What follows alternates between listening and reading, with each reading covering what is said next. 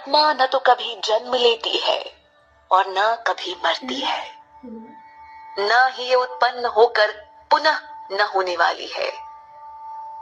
यह अजन्मा, नित्य, शाश्वत और पुरातन है। शरीर के मर जाने पर भी यह नहीं मरती।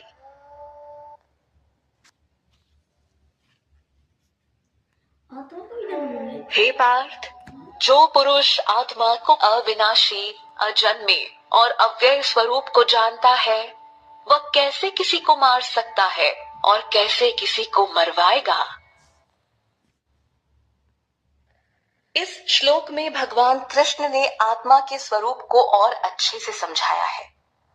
परमात्मा तथा अणु आत्मा दोनों ही शरीर में विद्यमान है, लेकिन जो व्यक्ति सारी इच्छाओं और शौक से मुक्त हो चुका है, वो ही भगवान कृष्ण की कृपा से आत्मा के स्वरूप को समझ सकता है।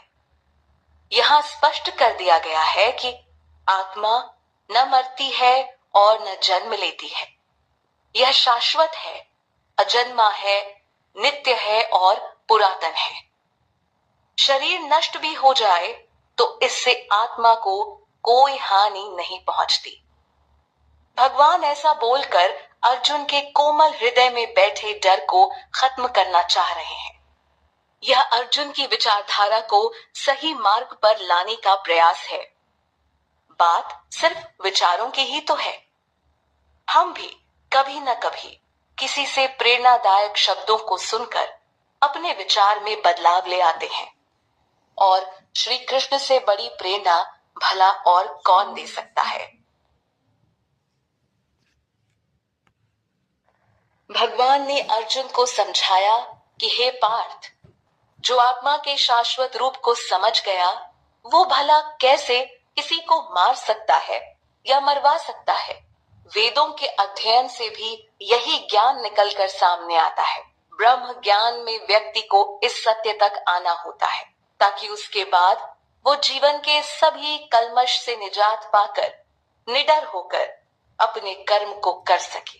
वैसे भी जब दो देशों के बीच किसी कारणवश युद्ध की परिस्थिति आती है, तो उनके सैनिकों को युद्ध करना ही होता है। वो युद्ध स्थल पर भावुक होकर युद्ध से विमुख नहीं हो सकते, क्योंकि यह आर पार का दौर होता है।